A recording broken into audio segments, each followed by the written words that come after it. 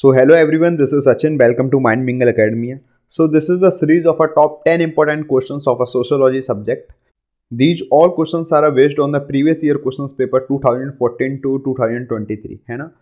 इसके अंदर हम टॉप 10 इंपॉर्टेंट क्वेश्चंस को डिस्कस करेंगे, लेकिन आप समझते हैं कि टॉप 10 इंपॉर्टेंट क्वेश्चंस सफिशिएंट हैं या फिर उन्हीं में से एग्जाम में आने वाला है। जी ऐसा नहीं होता है।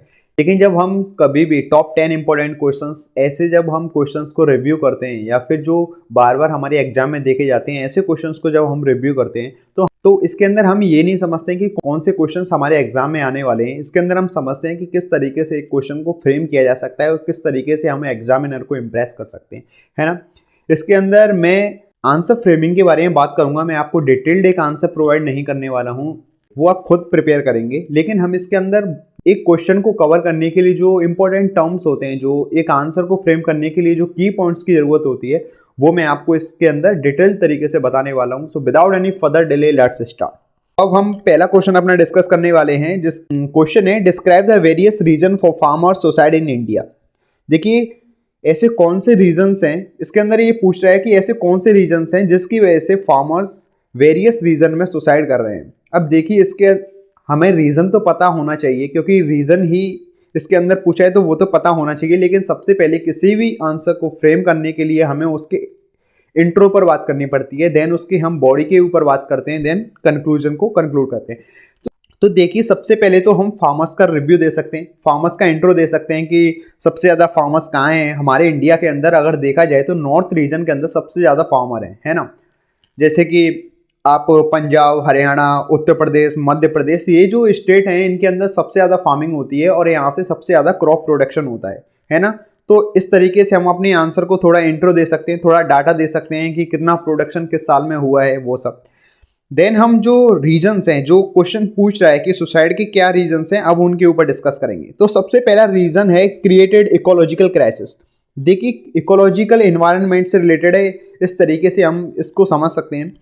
देखिए जो भी चीज़ें एनवायरनमेंट के अंदर हो रही हैं, या फिर तो पॉल्यूशन बोल सकते हैं, हैवी रेनफॉल बोल सकते हैं, या जो रॉन्ग टाइमिंग वाली रेनफॉल होती है उसके बारे में हम बात कर सकते हैं। देखिए ये सारे जो एनवायरमेंटल फैक्टर होते हैं वो कहीं ना कहीं हमारी क्रॉप को अच्छा भी करते हैं और कहीं ना कहीं बुरा भी करते हैं, है ना। अब तो फिर उसकी वजह से भी हमारा क्रॉप प्रोडक्शन है वो खराब हो सकता है। तो इकोलॉजिकल क्राइसिस है जिसकी वजह से फसल खराब हो सकती है। इसकी वजह से क्या होगा, फार्मर्स को लॉस होगा, देन लॉस होगा तो क्रॉप फेलियर को देखकर वो हो सकता है जिसके पास कम जमीन है वो सुसाइड भी कर ले, है ना। ये एक मेन फैक्टर है। अब हम सेकंड पॉइंट के ऊपर जाते हैं कि distress due to crop failure due to drought डेप्ट। देखिए क्रॉप फेलियर और ड्राउट डेप्ट आपस में रिलेटेड है, क्योंकि जैसा कि ड्राउट डेप्ट नहीं होगा तो क्रॉप फेलियर नहीं होगा। ड्राउट डेप्ट की वजह से क्रॉप फेलियर होता है और इसकी वजह से जो किसान होता है वो स्ट्रेस में चला जाता है। देन ये भी एक सुसाइड करने का एक मेन रीजन हो सकता है। Then third one is suicide by marginal farmers in attempting to increase their productivity by practicing grain revolution। देखिए जो ये पॉइंट है ना, इसे इंक्लूड करना बहुत ज़्यादा इंपॉर्टेंट है और ये एक मेन फैक्टर बोला जा सकता है। क्योंकि अगर हम समझें कि जो मार्जिनल फार्मर हैं जो इंडिया के अंदर रह रहे थे, उन्होंने सुसाइड को अटेम्प्ट क्यों किया। देखिए ये पॉइंट बोल रहा है कि जो ग्रीन रिवॉल्यूशन आया हमारे इंडिया के अंदर, उसकी वजह से किसानों ने क्या चाहा कि वो जो उनकी क्रॉप प्रोडक्टिविटी है उसे इंक्रीज कर सकते हैं। लेकिन इसकी वजह से जो मार्जिनल फार्मर थे उन्होंने सुसाइड अटेम्प्ट किया। ऐसा क्यों हुआ। देखिए जब ग्रीन रिवॉल्यूशन आया तो ग्रीन रिवॉल्यूशन का मतलब होता है, अगर हम इन दोनों वर्ड्स को डिस्ट्रीब्यूट कर दें, कि रिवॉल्यूशन का मतलब होता है क्रांति। आप अगर किसी भी सेक्टर के अंदर जा रहे हैं और वहाँ पर आप रिवॉल्यूशन की बात करेंगे तो वो होता है एक सडन, एक ऐसा स्टेप जो सारी सिचुएशन को चेंज कर सकता है ना। जैसे कि अभी देखते हैं हम, हमारे इंडिया को आज़ाद कराने के लिए भी रिवॉल्यूशन हुए, काफ़ी उनके अच्छे रिजल्ट्स मिले थे हमें, और जिसकी वजह से इंडिया आज़ाद हो पाया, है ना। सेम ऐसे ही ग्रीन जो हमारा जो क्रॉप प्रोडक्शन है इंडिया का वो काफ़ी कम है, लेकिन इसकी वजह से गवर्नमेंट ग्रीन रिवॉल्यूशन लेकर आई, है ना, हरित क्रांति। अब देखिए जब भी क्रांति आती है तो जब हम ग्रीन रिवॉल्यूशन के बारे में बात कर रहे हैं तो किस तरीके से क्रांति आएगी, इसके अंदर दो मेन फैक्टर आते हैं। एक होता है टेक्निक के अंदर बदलाव लाना, और दूसरा होता है पेस्टिसाइड और जो भी दवाइयाँ वगैरह होती हैं उनके अंदर बदलाव लेकर आना, जिससे प्रोडक्टिविटी इंक्रीज हो सके। गवर्नमेंट ने टेक्निक और पेस्टिसाइड इन दोनों पे काम किया था, तो इसकी वजह से मार्जिनल फार्मर ने सुसाइड कैसे कर ली ये समझना काफ़ी इंपॉर्टेंट है। देखिए हमारे इंडिया के अंदर दो तरीके के फार्मर होते हैं। एक होते हैं जो बहुत ज़्यादा लैंड को होल्ड करते हैं और दूसरे होते हैं जिनके पास ज़्यादा ज़मीन नहीं होती है। लेकिन आप समझिए कि जिस फार्मर के पास ज़्यादा लैंड है, जैसे किसी के पास 50 एकड़ ज़मीन है और किसी के पास 5 एकड़ ज़मीन है ना। अब 50 एकड़ वाला जो किसान है उसकी प्रोडक्टिविटी पहले कम है, लेकिन आफ्टर ग्रीन रिवॉल्यूशन इसकी जो प्रोडक्टिविटी है वो बढ़ जाएगी। क्यों? क्योंकि ज़्यादा अच्छी टेक्निक को यूज़ कर पाएगा, ज़्यादा अच्छे पेस्टिसाइड यूज़ कर पाएगा, जिसकी वजह से इसकी जो प्रोडक्टिविटी होगी इसकी क्रॉप की वो बढ़ जाएगी। अब बढ़ जाएगी तो देखिए यहाँ पे सुसाइड, यहाँ तो आप बोलेंगे कि यहाँ तो प्रोडक्टिविटी बढ़ रही है, लेकिन तो ये सुसाइड का फैक्टर कैसे हो सकता है? देखिए फैक्टर इसलिए है कि जब ये 50 एकड़ वाली की प्रोडक्टिविटी बढ़ रही है तो हो सकता है जब नई दवाइयाँ यूज़ कर रहा है तो उसकी वजह से 10 एकड़ की ज़मीन है उसके अंदर इसे रिजल्ट्स बहुत अच्छे ना मिले, लेकिन 40 एकड़ की ज़मीन के अंदर इससे रिजल्ट अच्छे मिले। मतलब ये है कि अगर इसको 10 एकड़ की ज़मीन में लॉस भी होता है, उसकी प्रोडक्टिविटी ख़राब भी हो जाती है, लेकिन 40 एकड़ की ज़मीन में अगर प्रोडक्टिविटी अच्छी है तो ये तो कवर अप कर लेगा उस लॉस को। लेकिन अगर छोटा किसान है जिसके पास 5 एकड़ की ज़मीन है, अगर उसके अंदर लगभग 2-3 एकड़ में लॉस हो जाता है और 1-2 एकड़ में प्रॉफिट हो जाता है तो उसे कवर अप नहीं कर पाएगा। ना वो अच्छी टेक्निक को खरीद सकता है ना, क्योंकि वो छोटा किसान है। ना वो अच्छे पेस्टिसाइड को एक तरीके से उनके ऊपर रिसर्च कर सकता है कि लाओ इन्हें इस्तेमाल करके देखते हैं फिर विश्वास करेंगे, ऐसा तो हो नहीं सकता है। हमें पहले ही छोटे किसानों को इंश्योर करना पड़ता है कि ये आपके लिए बहुत अच्छा है और ये टेक्निक आपके लिए बेनिफिशियल है और ये आपको सस्ते दामों में मिलेगी। और जो छोटे किसान होते हैं वो क्रॉप अपनी उगाने के लिए जो गाँव में जो बड़े किसान होते हैं उनसे पैसा लेते हैं, तो एक तरीके से कह सकते हैं कि वो डेब्ट भी उनको सुसाइड की तरफ लेके जाता है। So this is the very important point, आपको इंक्लूड करना बहुत इंपॉर्टेंट है और करना चाहिए। ये आपके एग्जामिनर के ऊपर एक अच्छा इंप्रेशन छोड़ सकता है। So state support for agriculture has declined substantially. देखिए अब मैं बात करता हूँ कि जब हम किसी भी सेक्टर के अंदर ग्रोथ चाहते हैं तो वहाँ की जो स्टेट की गवर्नमेंट होती है उसका बहुत बड़ा हाथ होता है ना। अगर हम जैसे बात करें कि रेलवे के अंदर जब गवर्नमेंट ने इन्वेस्ट करने की कोशिश की तो रेलवे सेक्टर एकदम से बूस्ट कर गया है ना। तो आज देख सकते हैं कि हर जगह रेलवे कनेक्टिविटी है। सेम ऐसे ही अगर स्टेट की जो गवर्नमेंट है अगर वो एग्रीकल्चर सेक्टर के ऊपर अपना इन्वेस्टमेंट ज़्यादा कर दे तो हो सकता है कि किसानों को अच्छी प्रोडक्टिविटी मिले और वो अपनी फसल को बेहतर बना पाए और ज़्यादा प्रोडक्शन कर पाए। तो इधर गवर्नमेंट को भी फायदा होगा है ना। और जिस तरीके से हमारे इंडिया की जो पॉपुलेशन है वो बढ़ रही है उस तरीके से हमें जो क्रॉप प्रोडक्शन है वो ज़्यादा चाहिए, तो एग्रीकल्चर पर प्रोडक्शन होना बहुत ज़रूरी है ना। ये हम अपने कंक्लूजन के अंदर डाल सकते हैं, क्योंकि पॉपुलेशन बढ़ रही है देन प्रोडक्शन ज़्यादा चाहिए और इसके अंदर हमें प्रोडक्शन बढ़ाने के लिए गवर्नमेंट का जो फेवर है वो होना काफ़ी इंपॉर्टेंट है। तो ये जितने भी चारों पॉइंट हैं ये काफ़ी इंपॉर्टेंट हैं, इन्हें आप अपनी बॉडी के अंदर यूज़ कर सकते हैं। देन कंक्लूजन मैंने आपको बताया और इंट्रो भी मैंने आपको बताया है ना। तो सो this is first important question जो कि आपके एग्जाम में किसी न किसी तरीके से अपनी शकल को चेंज कर अपने फेस को चेंज कर आपको देख सकता है एग्जाम के अंदर। सो टैकल इट है ना। तो हम बात करने वाले हैं सेकंड क्वेश्चन के ऊपर, जिस how does media function as a watchdog of democracy. कि जो मीडिया है वो किस तरीके से फंक्शन करता है डेमोक्रेसी को वॉच डॉग करने का। एक तरीके से देखिए वॉच डॉग यहाँ पे नाम क्यों दिया गया है कि आपके घर पे जब भी कोई डॉग होता है तो वो इतनी वफादारी से अपना काम करता है कि आपके घर के अंदर कोई भी बाहर वाला कोई स्ट्रेंज पर्सन आपके घर के अंदर एंट्री नहीं ले सकता है। सेम ऐसे ही डेमोक्रेसी को एक तरीके से स्टेबल रखने के लिए जो मीडिया है वो एज अ वॉच डॉग काम करता है। आई होप आपको ये क्लियर हो गया होगा है ना। अब हम पॉइंट्स के बारे में बात करते हैं, इसकी बॉडी को हम कैसे फ्रेम करेंगे उसके बारे में बात करते हैं। सो फर्स्ट पॉइंट है to spread the spirit of self reliance. देखिए जो सेल्फ रियलायंस है वो एक डेमोक्रेटिक कंट्री का सिंबल कह सकते हैं कि सेल्फ रियलायंस मतलब आत्मनिर्भरता। जब हम सेल्फ रिलायंस की बात करते हैं, जब एक इंसान अपने आप को सेल्फ रिलायंट करने की कोशिश करता है, हम अपने पेरेंट्स पर डिपेंड होना नहीं चाहते हैं, हम किसी सोसाइटी पर डिपेंड नहीं होना चाहते हैं, हम किसी गवर्नमेंट पर डिपेंड नहीं होना चाहते हैं, तो इससे क्या होता है हमारे अंदर जो स्पिरिट होती है, जो पॉजिटिव स्पिरिट होती है, जो सेल्फ रिलायंस वाली, वो हमको बेहतर बनाती है। जितने भी लोग होते हैं जब वो उनके अंदर सेल्फ रिलायंस जैसी भावनाएं होती हैं तो वो अपने आप को बेहतर बना पाते हैं, जिसकी वजह से हमारी डेमोक्रेसी स्टेबल रहती है। लेकिन सेल्फ रिलायंस जैसी और डेमोक्रेटिक से क्या इसका रिलेशन है तो वो हम आगे डिफाइन करने वाले हैं, है ना। So means to inform people of the various development activity. देखिए जो हमारा मीडिया है आज के टाइम पर बहुत ही तेज तरीके से ग्रो कर रहा है। जैसा कि हमें पता होगा, आप सब भी इंस्टाग्राम यूज करते होंगे, यूट्यूब, ट्विटर, एवरीथिंग, है ना, जो कि सोशल मीडिया प्लेटफॉर्म है वो सब। इसके अंदर हम सारे लोगों से कनेक्ट कर पाते हैं, अपनी कनेक्टिविटी, अपने थॉट को शेयर कर पाते हैं, है ना। और हम लोगों को वेरियस डेवलपमेंट जो एक्टिविटीज होती हैं उनके बारे में उन्हें इन्फॉर्म कर पाते हैं। So what is this is the means to inform people of various development activities. ठीक है, तो इसका क्रेडिट किसे जाता है? इसका क्रेडिट मीडिया को जाता है। ऐसा वॉच डॉग ये काम डेमोक्रेसी के लिए इस तरीके से कर रहा है, जब भी अगर कुछ भी गलत या सही हो रहा है तो वो हमारे सामने आ रहा है, बाहर निकल कर आ रहा है। अगर हम देखें जो कोलकाता रेप केस हुआ था डॉक्टर का, तो मीडिया जो प्लेटफॉर्म है वो अगर हमारे साथ नहीं होता तो आज तक हमें पता नहीं लगता कि ऐसा कुछ कोलकाता के अंदर हुआ है। क्योंकि अगर देखें जो पास्ट वाला टाइम था जब सोशल मीडिया जैसी चीजें नहीं थी, तो जो गांधी जी थे वो कहीं और थे, और जलियांवाला जब हत्याकांड हुआ था तो उनको 2 महीने बाद पता लगा था। आप सोचिए आज के टाइम पर अगर कहीं इंटरनेशनल प्लेस पर भी अगर कोई घटना घटित हो जाती है तो हमें तुरंत उसकी न्यूज मिल जाती है ना। तो what is this is the way of media, है ना, जिसकी वजह से हम अवेयर हो पा रहे हैं।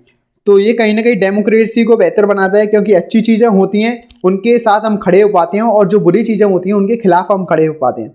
Fight against oppressive social practice, जो भी ऑपरेसिव सोशल प्रैक्टिस होती हैं जो हमारे समाज के अंदर हैं, जो हमारी डेमोक्रेसी को कहीं ना कहीं अंदर से खोखला कर रही हैं, उनके खिलाफ हम खड़े हो पाते हैं, उनके खिलाफ हम बात कर पाते हैं, है ना। फॉर्मुलेट पब्लिक ओपिनियन, हम मीडिया के थ्रू अपने ओपिनियन को लोगों के सामने रख पाते हैं। अगर आप ट्विटर को यूज करते हैं तो आप देखेंगे कि वहां पर लोग अपने थॉट्स देते हैं और लोग एक दूसरे को क्रिटिसाइज भी करते हैं। इससे क्या होता है, हमारी जो थिंकिंग होती है वो एक्सपेंड होती है, हमारी जो समझने और सोचने की क्षमता होती है वो बढ़ती है कहीं ना कहीं, है ना। अब हम लास्ट पॉइंट को डिस्कस करने वाले हैं, provides a platform for voicing grievances. और हाँ, ये तो एक है ही कि मीडिया है, उसकी वजह से हमें एक वॉइस ग्रीवांसेस मिलता है, एक ऐसा प्लेटफॉर्म मिलता है जिसकी वजह से हम अपनी बात को एक सही तरीके से, एक सही ढंग से रख पाते हैं, है ना। तो इसका राइट यूज कीजिए। आई होप आपको ये पॉइंट सारे क्लियर हो गए होंगे। आप कंक्लूड कर सकते हैं कि मीडिया किस तरीके से हमारे लिए प्रेजेंट के अंदर काम कर रहा है, और किस तरीके से हम अपनी डेमोक्रेसी को मीडिया के थ्रू बेहतर बना सकते हैं, है ना। सो this is the conclusion, and यहाँ पर हम कंक्लूड कर सकते हैं। सो let's go on further questions. तो हम बात करने वाले हैं अपने थर्ड क्वेश्चन के बारे में। So this is describe the theory of demographic transition, why is the transition period associated with population explosion. देखिए, डेमोग्राफिक ट्रांजिशन को समझना इंपॉर्टेंट है कि व्हाट इज डेमोग्राफिक ट्रांजिशन। देखिए, सबसे पहले आप ये समझिए, डेमोग्राफिक जब भी वर्ड आता है तो वो आपकी पॉपुलेशन के बारे में बात कर रहा है ना। तो डेमोग्राफिक ट्रांजिशन के अंदर हम किस चीज को इंक्लूड करते हैं, जैसे कि gender, race, caste, economic factor, के इनकम फैक्टर, सारे डेमोग्राफिक ट्रांजिशन के अंदर आते हैं। ये समझना काफी इंपॉर्टेंट है, और इस तरीके से हम अपने आंसर को भी फ्रेम कर पाएंगे। अगर ये चीज आप ध्यान रख सकते हैं देन आप अपने आंसर को भी फ्रेम कर सकते हैं इसके साथ। Why is the transition period associated with population explosion. जो ये ट्रांजिशन पीरियड है वो पॉपुलेशन एक्सप्लोजन में किस तरीके से अपना योगदान दे रहा है, ये समझना इंपॉर्टेंट है। देखिए, पहले आप बॉडी के अंदर, मतलब पहले आप इंट्रो के अंदर डेमोग्राफिक ट्रांजिशन समझा सकते हैं, जैसा कि मैंने आपको अभी बताया, है ना। जब हम बॉडी के ऊपर जाएंगे तो अब हम इसके अंदर जो की पॉइंट है उन्हें डिस्कस करने वाले हैं। जैसे कि फर्स्ट स्टेज क्या है डेमोग्राफिक ट्रांजिशन का, है ना, क्या फैक्टर हो सकता है पॉपुलेशन एक्सप्लोजन का। तो सबसे फर्स्ट स्टेज है जब हम बर्थ रेट के बारे में बात करते हैं। किसी भी स्टेट के अंदर, किसी भी एक एरिया के अंदर जब बर्थ रेट इंक्रीज होते हैं और डेथ रेट इंक्रीज होते हैं तो इसकी वजह से जो पॉपुलेशन की ग्रोथ होती है वो लो होती है। अब आप बोलेंगे कि सब बर्थ रेट भी इंक्रीज हो रहे हैं, डेथ रेट भी इंक्रीज हो रहे हैं, लेकिन बर्थ रेट ज्यादा होंगे तो आप बोलेंगे कि लो ग्रोथ कैसे हो सकती है, तो अपग्रेड होगी ना पॉपुलेशन। मैं बोलूंगा नहीं, क्योंकि देखिए जब बर्थ रेट बढ़ रहे हैं, डेथ रेट बढ़ रहे हैं, तो डेथ रेट से आप समझ सकते हैं कि यहाँ पर जो मेडिकल इंफ्रास्ट्रक्चर है वो काफी खराब है, इस वजह से डेथ रेट हाई है ना। अगर जब बर्थ रेट हाई है तो उस टाइम पर भी हमें मेडिकल जो हेल्थ इंफ्रास्ट्रक्चर की जरूरत होती है वो भी काफी ज्यादा होती है। आज के टाइम पर देखा जाए तो 90% जो बच्चे हैं वो हॉस्पिटल के अंदर बर्थ ले रहे हैं, है ना। अगर हॉस्पिटल नहीं होंगे तो लाइफ स्पेन की जो क्वालिटी है वो अच्छी होगी, मे बी नॉट। मुझे तो लगता है कि वो इन्फेंट्री टाइम पर ही, अगर वो 1 साल के अंदर ही होंगे, मुझे तो ऐसा लगता है कि अगर वो मुश्किल से वो 1 साल के भी नहीं हो पाएंगे, उससे पहले उनकी डेथ हो सकती है। क्योंकि छोटे बच्चों में इन्फेक्शन जैसी बीमारियों का फैलना बहुत ज़्यादा नॉर्मल होता है ना। तो पहले वाले टाइम पर ऐसा ही होता था, इसकी वजह से बर्थ रेट थे वो भी काफ़ी हाई थे, लेकिन डेथ रेट भी इसके साथ काफ़ी हाई थे। अगर बर्थ रेट हाई है तो इसका मतलब है वहां पर अवेयरनेस नहीं है, मतलब एजुकेशन सिस्टम अभी नहीं है डेवलप, है ना। अवेयरनेस नहीं है तो वो अपनी फैमिली प्लानिंग नहीं कर पा रहे हैं, इसकी वजह से बर्थ रेट हाई है। डेथ रेट इसलिए हाई है क्योंकि हेल्थ इंफ्रास्ट्रक्चर अच्छा नहीं है, तो इसकी वजह से लो ग्रोथ हो रही है पॉपुलेशन की। Second stage is birth rate high है, डेथ रेट लो है। अब बर्थ रेट हाई है क्योंकि एजुकेशन धीरे धीरे उस एरिया के अंदर डेवलप हो रहा है, लेकिन अभी इतनी अवेयरनेस नहीं है कि वो अपनी फैमिली प्लानिंग पर ध्यान दे सकें, है ना। डेथ रेट इसलिए कम हो गया है क्योंकि हेल्थ इंफ्रास्ट्रक्चर अच्छा हो गया है। सो इससे क्या होगा, leads to high growth rate, क्योंकि बर्थ रेट बढ़ रहे हैं लेकिन डेथ रेट कम हो रहे हैं, तो इसकी वजह से हाई ग्रोथ रेट होगा, इसकी वजह से पॉपुलेशन एक्सप्लोजन होगा, है ना। अभी जो इंडिया का है लगभग 145 करोड़ की पॉपुलेशन है हमारे इंडिया के अंदर, वो अभी इस स्टेज में, लेकिन अब थर्ड स्टेज के अंदर आने वाली है। Third stage what, birth rate इसके अंदर डिक्लाइन होंगे, डेथ रेट भी डिक्लाइन होंगे, leads to low growth rate. अब देखिए, जब हमारा एजुकेशन सिस्टम अच्छा होगा, हम अवेयर होंगे, अपनी फैमिली प्लानिंग अच्छे तरीके से कर पाएंगे, इसकी वजह से क्या होगा, बर्थ रेट है वो अपने आप कम हो जाएंगे और जो डेथ रेट है वो भी कम हो जाएंगे। इसकी वजह से क्या होगा, पॉपुलेशन की जो ग्रोथ होगी वो डाउनफॉल जाने लगेगी। अभी पीक पर जा रही है इंडिया की पॉपुलेशन, अब डाउन में जाएगी, अब थर्ड स्टेज आने वाला है, आप समझ सकते हैं, क्योंकि लोग अवेयर हो रहे हैं, एजुकेशन सिस्टम है वो अच्छा हो रहा है और जो मेडिकल इंफ्रास्ट्रक्चर है वो भी काफ़ी अच्छा हो रहा है, तो दोनों चीज़ें कम होंगी और इसकी वजह से हमारी इंडिया की पॉपुलेशन है वो डिक्लाइन में जाएगी। The population explosion occur in a second stage, जो पॉपुलेशन एक्सप्लोजन है वो किस स्टेज के अंदर हो रहा है, सेकंड स्टेज के अंदर, है ना। इस तरीके से आप इसकी बॉडी को फ्रेम कर सकते हैं। कंक्लूड कैसे कर सकते हैं, आप कंक्लूड ऐसे कर सकते हैं कि जो पॉपुलेशन एक्सप्लोजन है उसे किस तरीके से रोका जा सकता है ना। अवेयरनेस प्रोग्राम चला सकते हैं ना, आप मीडिया के थ्रू अवेयरनेस प्रोग्राम चला सकते हैं, लोगों को एजुकेट कर सकते हैं, आप उन्हें फैमिली प्लानिंग प्रोग्राम के बारे में बता सकते हैं। इस तरीके से आप थोड़े डाटा के साथ आप उन्हें कंक्लूड कर सकते हैं, है ना। अब हम बात करने वाले हैं वेस्टर्नाइजेशन, मॉडर्नाइजेशन और ग्लोबलाइजेशन। ये कभी न कभी आपको हर बार आपको एग्जाम में दिख सकता है, इनमें से कोई ना कोई जो टर्म है वो आपके एग्जाम में पूछा जाता है ना, तो काफी इंपॉर्टेंट है। अब देखिए, इसे मैं अपनी लैंग्वेज में समझाऊंगा जिससे आप कनेक्ट कर पाएं और चीज़ों को अच्छे तरीके से अपने माइंड में फ्रेम कर पाएं। देखिए, मैं ये मानता हूँ कि जो बुकिश लैंग्वेज है उसे फॉलो ना करके आप पहले अपनी स्टोरी में अपने तरीके से, अब आपकी लोकल लैंग्वेज है उस तरीके से आप अपने माइंड में उस चीज़ को फ्रेम कीजिए, देन आप उसे एग्जाम में एग्जीक्यूट कीजिए। इससे एक अच्छा आप कनेक्टिविटी बना पाते हैं अपने क्वेश्चन और आंसर के साथ, और इससे आप एग्जामिनर को भी इंप्रेस कर सकते हैं, है ना। अगर मैं वेस्टर्नाइजेशन समझाने की कोशिश करूं तो वेस्टर्नाइजेशन का मतलब क्या है, देखिए सिंपल लैंग्वेज में बोला जाए तो वेस्टर्नाइजेशन है when we start following things from western country like USA, Europe. जब हम किसी वेस्टर्न कंट्री की चीज़ों को, है ना, वहाँ की चीज़ों को फॉलो करना शुरू कर देते हैं तो दिस इज वेस्टर्नाइजेशन। जैसे हम यूएसए, यूरोप की चीज़ों को फॉलो करना शुरू कर दें, दिस इज वेस्टर्नाइजेशन, है ना। इमेजिन करके चलिए कि आपका एक दोस्त है जो कि जीन्स वगैरह पहनता है, कोका कोला वगैरह पीता है, क्रिसमस सेलिब्रेट करता है, तो what is this is westernization. वो वेस्टर्न कल्चर को फॉलो कर रहा है, उसे देखकर आप भी फॉलो कर सकते हैं, है ना। लेकिन ऐसा जरूरी भी नहीं है, आप चाहो तो अपनी चीज़ों पर भी डिपेंड रह सकते हैं या फिर आप उन पर स्थिर रह सकते हैं। जैसे कि आप ट्रेडिशनल चीज़ों को फॉलो कर सकते हैं, जैसे आप कोका कोला वो पी रहा है तो आप लस्सी पी सकते हैं, अगर वो जीन्स पहन रहा है तो आप यहाँ के ट्रेडिशनल वियर कर सकते हैं, आप यहाँ के ट्रेडिशनल क्लॉथ पहन सकते हैं, है ना, वो सारी चीज़ें। अगर वो क्रिसमस सेलिब्रेट कर रहा है देन हम दिवाली सेलिब्रेट कर सकते हैं। जब हम वेस्टर्न कंट्रीज की चीज़ों को फॉलो करते हैं तो वो होता है वेस्टर्नाइजेशन। आई होप ये पॉइंट आपको क्लियर हो गया होगा, है ना। अब हम बात करने वाले हैं मॉडर्नाइजेशन के ऊपर। व्हाट इज मॉडर्नाइजेशन, देखिए using technology methods to make things better, है ना। कभी किसी टेक्नोलॉजी का इस्तेमाल करते हैं बेटर एक्सपीरियंस लेने के लिए, दिस इज मॉडर्नाइजेशन। बोलते हैं ना कि आजकल चीज़ें मॉडर्न होती जा रही हैं, पहले ऐसा होता था लेकिन आज ऐसा हो रहा है ना। सपोज करके चलिए कि आप अपने स्कूल में अभी जाते हैं, वहाँ पर ब्लैक बोर्ड और व्हाइट बोर्ड यूज हो रहे हैं, है ना। अगर उन्हें स्मार्ट बोर्ड के साथ रिप्लेस कर दिया जाए, what is this is modernization. आप जो बैग लेके जा रहे हैं उसमें बहुत सारी बुक्स भरी हुई हैं, उसे रिप्लेस कर दिया जाए फोन के साथ या फिर टैब के साथ, what is this is modernization. Technology से आप अपनी चीज़ों को बेटर बना पा रहे हैं, अपनी लाइफ को ज़्यादा बेटर बना पा रहे हैं, what is this is modernization. I hope आपको ये भी पॉइंट अच्छे तरीके से क्लियर हो गया होगा, है ना। अब हम बात करने वाले हैं ग्लोबलाइजेशन के ऊपर। देखिए, ग्लोबलाइजेशन का मतलब होता है कोई भी चीज़ जब ग्लोबली वो घूम रही है, when the world shares its ideas, food and culture, it's called globalization. किसी भी चीज़ का ग्लोबली घूमना, चाहे वो आइडिया हो, चाहे वो फूड हो, चाहे वो कल्चर हो, वो सब ग्लोबलाइजेशन का पार्ट होता है ना। देखिए हम देख सकते हैं, जैसे पिज्जा है, पिज्जा भाई इटली का है लेकिन वो इंडिया के अंदर भी मिल रहा है, वेज नॉन वेज है ना, आप ले सकते हैं कहीं से भी। और जैसे कि हम देख सकते हैं सुपर हीरो हैं हॉलीवुड मूवीज के, लेकिन वो इंडिया के अंदर भी पसंद किए जाते हैं। क्यों? क्योंकि हम उन्हें देख रहे हैं, है ना, बाय द टेक्नोलॉजी, एंड हम उनसे इंस्पायर हो रहे हैं, ग्लोबली वो घूम रहे हैं, तो फिर हम उन्हें फॉलो कर रहे हैं। तो what is this? This is globalization. किसी भी चीज का घूमना इज ग्लोबलाइजेशन, है ना। हमारे वर्ल्ड के अंदर जो भी चीजें, आइडिया, क्लॉथ, फूड ग्लोबली घूम रही हैं, वो सब ग्लोबलाइजेशन का पार्ट है। आई होप आपको ये भी अच्छे तरीके से क्लियर हो गया होगा। हम बात करने वाले हैं संस्कटाइजेशन एंड डिसंस्कटाइजेशन के ऊपर। देखिए संस्कटाइजेशन और डिसंस्कटाइजेशन एक ऐसा टॉपिक है जिसके बारे में आपको पता होना चाहिए। अगर आपका सोशियोलॉजी सब्जेक्ट है ना, तो ये काफी इंपॉर्टेंट है और इसे हम अपने समाज के अंदर देख सकते हैं। आपको एक छोटा सा एग्जांपल लेके बताता हूँ। जैसे कोई गली है जिसके अंदर दो घर है, एक ब्राह्मण का घर है और एक शूद्र का घर है ना।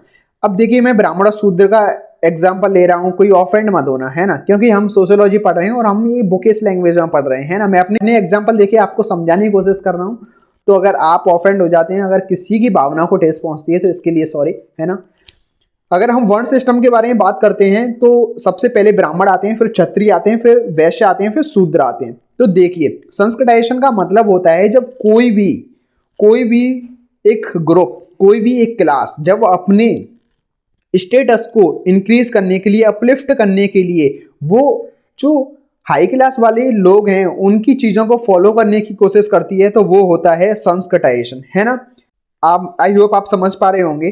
Following traditional to feel equal to और गेन रेस्पेक्ट फ्रॉम अदर्स। जब हम दूसरों से इज्जत की चाह रखते हैं, जब हम जो हाई क्लास वाले लोग हैं उन्हें फॉलो करने लग जाते हैं, उनकी चीज़ों को प्रैक्टिस करने लग जाते हैं, तो वो होता है संस्कटाइजेशन। देखिए जैसे पहले जनेऊ था वो केवल ब्राह्मण धारण करते थे, है ना, वही पहनते थे। जो वेद थे वो केवल ब्राह्मण पढ़ते थे, लेकिन और ब्राह्मण को ज़्यादा रेस्पेक्ट मिलती थी सोसाइटी के अंदर। तो जो शूद्र लोग थे उन्होंने भी चाहा कि हमें भी इतनी रेस्पेक्ट मिलनी चाहिए, तो हम अगर अपने अपलिफ्टमेंट के बारे में, मतलब सोसाइटी के अंदर ज़्यादा इज्जत पाने के लिए अगर हम उनकी चीज़ों को फॉलो करने लग जाते हैं, तो what is this is called Sanskritization, है ना। डिसंस्कटाइजेशन इसका जस्ट अपोजिट है। हम कह सकते हैं कि हम किसी की चीज़ों को फॉलो ना करें, हम अपनी ही चीज़ों को फॉलो करें। जो भी चीज़ें हैं हम सिंपल तरीके से रहें, है ना। अब बड़े बड़े रिचुअल्स हैं जो बड़े बड़े लोगों के लिए हैं, हम उन्हें फॉलो ना करें, हम उन्हें स्किप करें। हमारी जो ट्रेडिशनल चीज़ें हैं जिस तरीके से चल रही हैं हम उन्हें ही फॉलो करें। हमें किसी भी तरीके की कोई चाह ना हो, हमें किसी से भी जितनी इज्जत हमें मिल रही है बस उसी पर स्टेबल रहें। सो दिस इज कॉल्ड डिसंस्कटाइजेशन, है ना। बस इतना बोल सकते हैं। ऐसा बोल सकते हैं कि हम अपनी चीज़ को ही ज़्यादा बेहतर समझें। So this is desanskritization. I hope आपको ये सारे टर्म्स क्लियर हो गए होंगे, है ना। और यहाँ तक अगर सारी चीज़ें आपको समझ में आ रही हैं तो मुझे बताना। जनरली मैं कमेंट बॉक्स में जानना चाहूंगा कि आपको ये सारे टर्म समझ में आ रहे हैं या फिर आपको ये अच्छे लग रहे हैं या नहीं लग रहे हैं, है ना। So let's go on further questions. So इसके अंदर हम क्वेश्चन डिस्कस करने वाले हैं। कौन सा है? 6th है, मे बी, है ना, 6th है। How have social reformer helped in the emancipation of women in India. इसके अंदर समझेंगे कि जो हमारे इंडिया में जो वुमेन है उनकी इमेंसिपेशन, उनकी फ्रीडम, उनके अपलिफ्टमेंट के बारे में जो सोशल रिफॉर्मर है उन्होंने किस तरीके से मदद की है। सबसे पहले तो हम इंट्रो के अंदर दिखा सकते हैं कि जो पास्ट वाला हमारा टाइम था, इंडिया था, उसके अंदर जो वुमेन्स की कंडीशन थी वो क्या थी। देखिए आप सबको इंक्लूड कर सकते हैं। सती सिस्टम था, पर्दा सिस्टम था, डॉरी ज़्यादा था, चाइल्ड मैरिज वाला सिस्टम था, है ना। ये सारे इंट्रो के अंदर अपन डाल सकते हैं, बात कर सकते हैं। और इस बॉडी के अंदर हम बात करने वाले हैं कि कौन से पॉइंट्स हैं जिन्हें डिस्कस करना जरूरी है। सो सबसे पहले हम बात करते हैं राजा राम मोहन रॉय। ये एक सोशल रिफॉर्मर थे जो ने ये सती के खिलाफ खड़े हुए थे। देख एक इनकी छोटी सी स्टोरी है जिसे आप याद रख पाएंगे। मैं आपको बताता हूँ। इनकी भाभी हैं, इनके जो भैया थे उनकी डेथ हो गई थी और इनकी भाभी थी, उन्हें सती कर दिया गया था। इन्होंने काफ़ी कोशिश की उन्हें रोकने की कि ऐसा नहीं करना चाहिए, है ना, और फिर भी उन्हें रोक नहीं पाए और इनकी भाभी सती हो गई। तो इन्होंने उसी दिन से प्रण ले लिया कि मैं सती सिस्टम को ख़त्म कर दूंगा, है ना। आप बताएंगे कि सती सिस्टम कब अबॉलिश हुआ था, मुझे कमेंट बॉक्स में, है ना। अब हम बात करने वाले हैं रनाड़े के बारे में। क्या नाम है इनका? महात्मा गोविंद रनाड़े, है ना। So Ranade efforts for remarriage of widow, जो विडो रीमैरिज थी उनके लिए इन्होंने काम किया था कि जैसे ही किसी के हस्बैंड की डेथ हो जाती थी तो उसकी कभी शादी नहीं होती थी। और चाइल्ड मैरिज एक्ट आया। अब 18 साल लड़की की एज राइट एज है मैरी करने के लिए, लेकिन जो लड़की की राइट एज है वो क्या है आप मुझे कमेंट बॉक्स में बताएंगे। तो रनाड़े ने काफ़ी काम किया रीमैरिज पर। अब देखिए रीमैरिज विडो क्यों था ये मैं बताता हूँ। रीमैरिज विडो क्यों जरूरी था कि पहले क्या था कि छोटी बच्ची होती थी 12 साल की 14 साल की, शादी कर दी जाती थी बड़े बड़े लोगों से, लगभग 30 साल 35 साल के लोगों से। अब सपोज करके चलिए जब तक वो 18-20 साल की जब तक वो बच्ची हो रही है, तो जब तक उसका हस्बैंड है वो तो एक तरीके से काफी ओल्ड हो चुका है ना, तो किस तरीके से मतलब रह पाएगी उसके साथ। तो इसी की वजह से, और जब तक, और कभी कभी होता था कि उसका हस्बैंड है वही डेड हो गया है ना, तो कैसे अपनी लाइफ को सस्टेन कर पाएगी, इतनी यंग लड़की किस तरीके से रहेगी, और उसकी शादी भी नहीं हो रही है। तो इसके लिए मतलब ये गलत था, इसके लिए लोगों ने आवाज उठाई, काफी सोशल रिफॉर्मर बाहर निकल कर आए, उन्होंने अपलिफ्टमेंट के बारे में बात की। अब हम बात करने वाले हैं Jyotiba Phule attacked both caste and gender discrimination. देखिए ज्योतिबा फूले, और आपने सावित्रीबाई फूले का नाम सुना होगा। सावित्रीबाई फूले ने पुणे में स्कूल बनाया था, और वो इंडिया की सबसे पहली फीमेल टीचर थी, है ना, याद रख सकते हैं आप। ज्योतिबा फूले ने अटैक किया था कास्ट एंड जेंडर डिस्क्रिमिनेशन की, जो लो कास्ट के लोग थे उनके साथ जो डिस्क्रिमिनेशन होता था या फिर जेंडर डिस्क्रिमिनेशन होता था, उसके खिलाफ इन्होंने आवाज उठाई, और इन्होंने इनके अपलिफ्टमेंट के बारे में बात की है। सो आगे चलते हैं। Sir Syed Ahmed Khan wanted Muslim girls to be educated. जो सर सैयद अहमद खान थे, ये मुस्लिम गर्ल्स को पढ़ाना चाहते थे, एजुकेशन की तरफ ले जाना चाहते थे, और इन्होंने इनके अपलिफ्टमेंट के बारे में बात की है। Dayanand Saraswati stood for women's education. जो दयानंद सरस्वती थे वो वुमेन्स एजुकेशन के लिए खड़े हुए हैं, और उन्होंने वुमेन्स एजुकेशन पर काफ़ी ध्यान दिया है, या फिर इनके लिए वो एजुकेशन लेकर आए। ताराबाई शिंदे स्त्री पुरुष तुलना। ताराबाई शिंदे ने स्त्री पुरुष तुलना की बात की है। बेगम रुकैया शेखावत हुसैन ने भी वुमेन अपलिफ्टमेंट के बारे में बात की है। तो ये सारे सोशल रिफॉर्मर थे, इनके बारे में आप बॉडी के अंदर डिस्क्राइब कर सकते हैं, और ये सारे क्वेश्चंस काफ़ी इंपॉर्टेंट है ना, तो आप याद रखना है ना। अब हम बात करने वाले हैं एक लास्ट वन क्वेश्चन के बारे में, 73rd amendment and 74th amendment. Political science का भी क्वेश्चन है, और ये आपके सोशोलॉजी का भी क्वेश्चन है। देखिए 73rd अमेंडमेंट और 74th अमेंडमेंट सिंपल है। 73rd अमेंडमेंट से आपको गांव याद आनी चाहिए, और 74th अमेंडमेंट से आपको टाउन एरिया और म्यूनसिपैलिटी जैसी चीज़ें याद आनी चाहिए। देखिए 73rd अमेंडमेंट विलेज पंचायत को पावर देने के लिए लाया गया था, और 74th amendment town area municipality है उसे पावर देने के लिए लाया गया था। किस तरीके से इसने काम किया उसको समझते हैं। देखिए इमेजिन करिए ये जरूरी क्यों था। आपका स्कूल है, उसके अंदर क्लासेस हैं, ठीक है, स्कूल का हेड है प्रिंसिपल, प्रिंसिपल होता है, तो आपकी क्लास के अंदर जो प्रॉब्लम्स हैं उन्हें अच्छे तरीके से कौन समझ पाएगा, आपकी क्लास का मॉनिटर या फिर प्रिंसिपल? ऑफ कोर्स मॉनिटर समझ पाएगा, है ना। तो अगर आपका प्रिंसिपल मॉनिटर को पावर दे दे कि जो क्लास के अंदर प्रॉब्लम्स हो रही हैं उन्हें आप अपने बेस पर ही सॉल्व कर सकते हैं, तो क्या ये सही नहीं है? सही है ना। तो सेम इसी के लिए अब प्राइम मिनिस्टर होता है एक कंट्री का हेड, तो प्राइम मिनिस्टर थोड़ी ना आएगा गांव में देखने के लिए यहाँ पे रोड अच्छी है या नहीं है, यहाँ पे लाइट लगी हुई है या नहीं है, यहाँ पे कचरा साफ है या नहीं है। नहीं, जो विलेज पंचायत का हेड होता है, सरपंच प्रधान जो बोलते हैं, है ना, उसे पावर दे दी जाती है कि आप यहाँ का ख्याल रख सकते हैं, इस जगह की टेक केयर कर सकते हैं, यहाँ पे रोड बनवा सकते हैं। तो इसलिए 73rd अमेंडमेंट आया। 74th amendment same town area के लिए आया, म्यूनसिपैलिटी के लिए आया। इसमें जो लोकल सिटी काउंसिल थी उसे पावर दी गई कि लेवल पर जो सिटीज और जो टाउन की प्रॉब्लम है उसे सॉल्व कर सकते हैं। यहाँ पे क्लीन वाटर की व्यवस्था कर सकते हैं, गार्बेज कलेक्शन है, उनके जो डंप लगे हुए हैं, जो बड़े बड़े पहाड़ बने हुए हैं उन्हें साफ कर सकते हैं, और जो पार्क्स हैं उनकी सफाई रख सकते हैं, जो स्ट्रीट लाइट वगैरह है उसके ऊपर भी काम कर सकते हैं कि अच्छे तरीके से रात में लाइट वगैरह रहे, है ना। तो ये लगभग 6-7 क्वेश्चन थे हमने डिस्कस किए, और क्वेश्चंस आएंगे और भी डिस्कस करेंगे, है ना। लगभग ये 6-7 क्वेश्चन डिस्कस किए, तो ये जरूरी नहीं है केवल हमने 6-7 ही क्वेश्चन डिस्कस किए, इसके अंदर हमने काफ़ी चीज़ों को समझा, है ना। हम और क्वेश्चन को इसके साथ भी आंसर कर सकते हैं, इतनी तो हमारी थॉट प्रोसेस है वो डेवलप हो ही जाती है। आप 12th में हैं मैं समझता हूँ, और जो सोशियोलॉजी के लेक्चर हैं उनसे बाहर कुछ भी नहीं है ना। मैं पहले ही इन सारी चीज़ों को डिटेल में अपने लेक्चर्स के अंदर डिस्कस कर चुका हूँ, तो आप उन्हें अच्छे तरीके से देख लेना एक बार।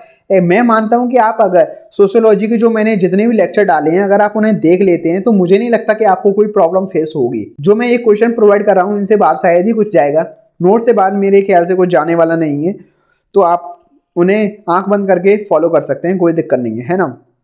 अगर आप किसी भी तरीके की प्रॉब्लम फेस कर रहे हैं ना, कि किस तरीके से क्वेश्चन को टैकल करना है और क्या होना चाहिए, कैसे हम एग्जाम के अंदर अच्छे तरीके से परफॉर्म कर सकते हैं, या फिर कोई भी प्रॉब्लम आप मोटिवेट हो रहे हैं, या फिर in the future after 12th आप क्या करेंगे, किसी भी तरीके का कोई भी डाउट हो तो आप मुझसे टेलीग्राम पर कनेक्ट कर सकते हैं या फिर पर्सनल मैसेज कर सकते हैं। So don't worry about everything, है ना, मैं आपके साथ हूँ। तरीके की आप तैयारी कर रहे हैं, लगभग CUET वगैरह की तैयारी कर रहे हैं, अगर आपको MCQs वगैरह की प्रैक्टिस चाहिए हो तो आप मुझे बताना। नेक्स्ट लेक्चर के साथ, जब तक के लिए जय हिंद, खुश रहिए, मस्त रहिए, चिल करिए, बाय बाय।